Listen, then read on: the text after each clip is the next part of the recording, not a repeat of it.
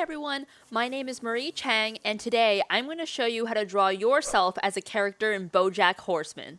I'll be doing this tutorial on my iPad Pro in Adobe Fresco, but you can do this on paper or using your own materials or tablet. The principles are the same no matter what medium you're using. So, as always, I'm going to start off by pulling reference of characters who look like me.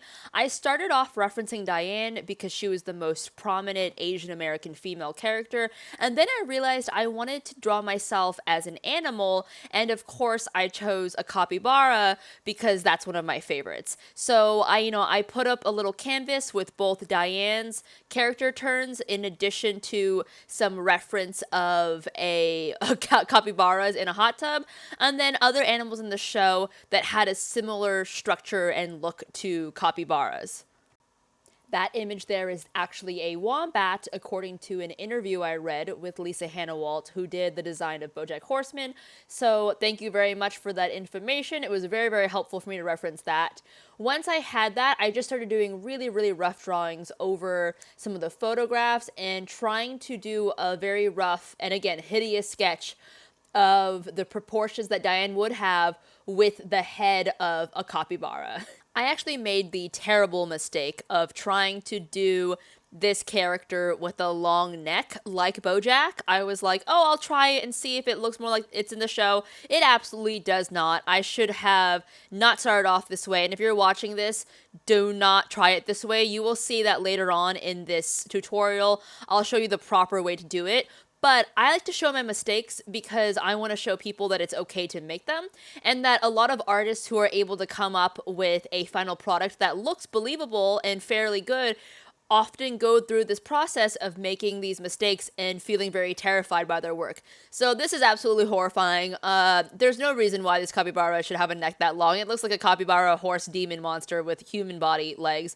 Who knows what happened to it, but very quickly I realized as I was, roughing in the proportions and kind of analyzing the shape of it, that it wasn't quite feeling the way I wanted it to. But I decided to move into rough line art anyways because I was like, you know what, maybe I'll figure out what the problem is once I start drawing more. I'll look at this a little longer, I'll see how it reads. Oh, and there we go. At that exact moment, I realized, let's stop thinking about this and let's fix this terrifying long-necked capybara creature. So I finally mimicked the existing wombat proportions in terms of the head to the body ratio, and this is starting to look much better. This actually looks like the proportions of a character you would see in Bojack Horseman. As always, I chose to do a rough sketch where I'm posed similarly to the existing characters in the show, but also holding a boba milk tea because that is my favorite thing, and for better or worse, that is apparently my main personality trait in all of these drawings. So I'm just going to lean into that, and that is what we are going to get for this design. So once you are able to start your rough line art, which is where I'm at now, you can start to add a little bit more details. I added some cuffs around my jeans. I'm adding this jacket that's kind of like one that I have, and I'm just kind of slowly putting in the shapes of where I think my prop should be as well. And again, with this, you're just focusing on ensuring that you're not losing the volume of the object you're drawing. You want to make sure that your construction lines, if you have to draw through any shape, are matching your character in 3D space. And so you want to think of this not as a flat drawing, but as if it were a sculpture that was alive and existing, and that'll kind of indicate where these lines should go. And, this is a really new type of drawing style and also a new type of just character to draw to begin with. I've never drawn a capybara before. Apparently I can barely pronounce it. They are one of my favorite animals, but you don't typically do self-portraits of yourself as a capybara. At least I don't. So I was trying to, experiment with different looks. I tried to put some hair on this version of me, but honestly, it looked really terrifying. And I also kind of look like I could be a lion as opposed to a capybara, which is not the vibe I was going for. So, I looked at this, kind of checked out whether it was reading or not, and I eventually decided that this just wasn't, what I was going for. But in the meantime, I went through and just cleaned up some of this rough line. I erased some of those initial construction lines so it would be easier for me to do the clean lines later.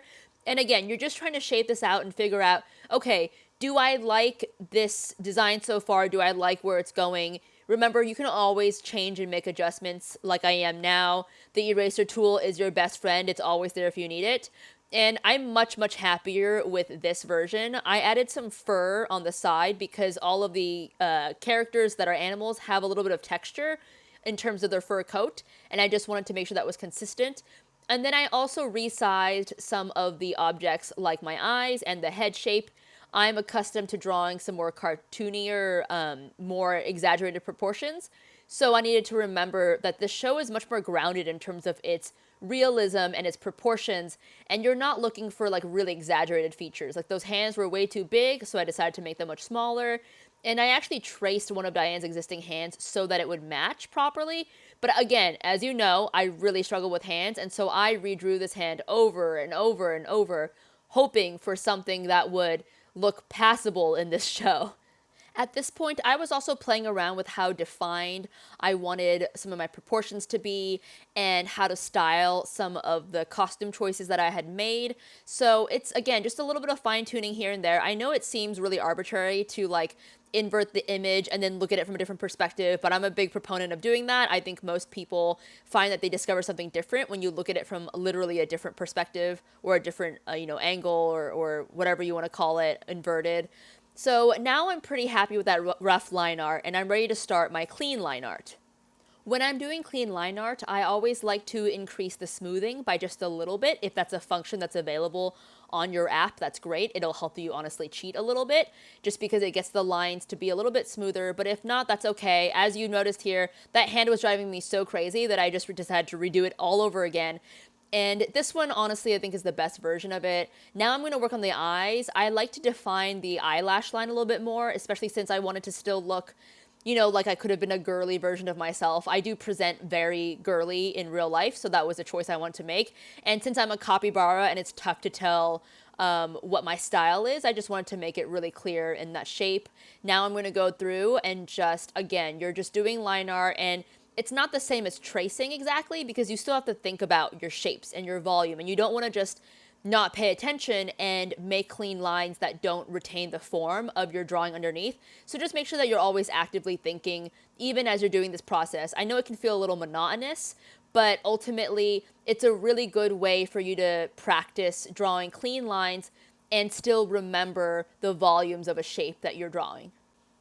For my actual outfit, I just chose to do something really simple, similar to Diane's. I wear jeans all the time. I wear a jacket like that all the time. And so, again, it's up to you how much you want to add or deviate from the show style. But in this show, most of the animal characters are dressed very much like humans.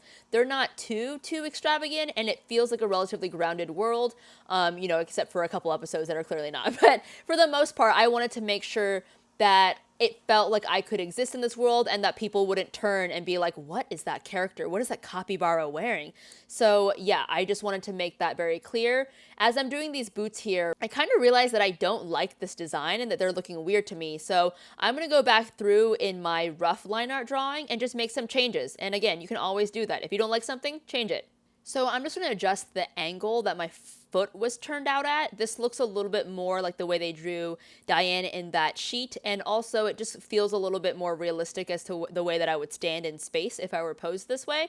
So this is, coming along a little bit better. Again, I'm inverting my image so I can have a better sense of the areas I need to improve on and clean up a little bit.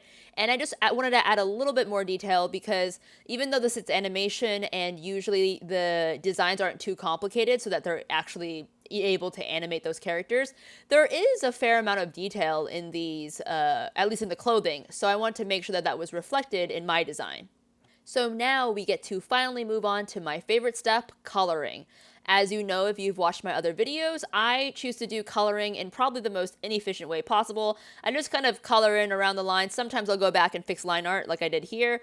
And I just try to treat this like a therapeutic process. Some people find this excruciating, and there are much faster ways to bucket fill or color in your space, but I choose to do it the slow way because I like it.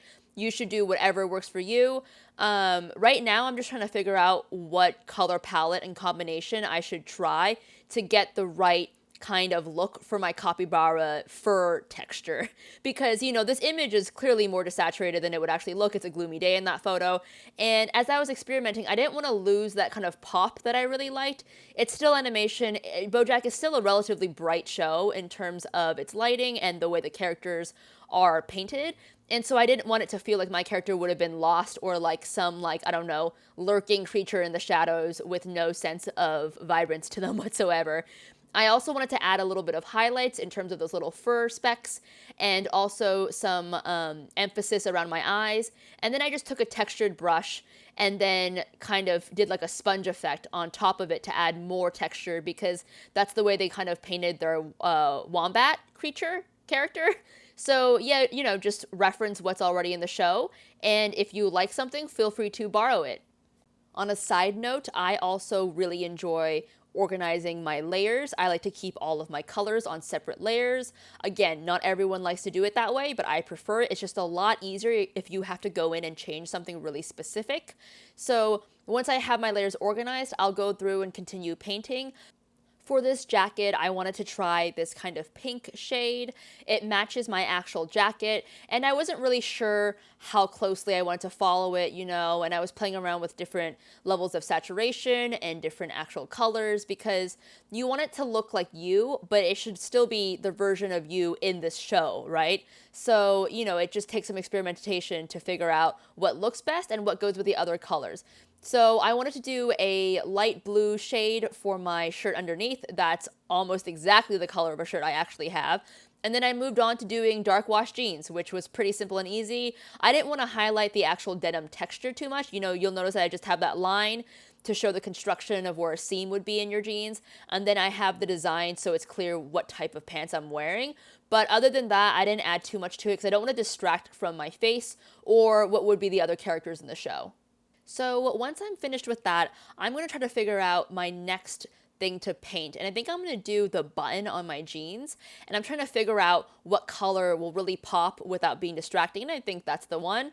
It's funny how just a little speck of color like that, I put so much thought into it because I was like, oh, there's like, even though every little bit of your design affects other parts of your design. So you really have to think and experiment with seeing how they all go together. I wear mostly black shoes like these, and so I wanted to just match them exactly. They kind of have like a wooden sole, and so that's what I'm doing here. Again, I thought that these looked nice both, you know, in real life in my own outfit and also for this character. And you can make changes if you think that something works better in that show, but I wanted to try doing it this way because me being a capybara is already so different than what I would normally look like anyways, so. Of course, you can't forget to paint the boba, so I chose that nice bright pink straw, again, very real to what I would actually get. And then I think that's some Thai tea right there. And then now I'm just going to go through and add a little bit of a different color for my jacket in terms of these details.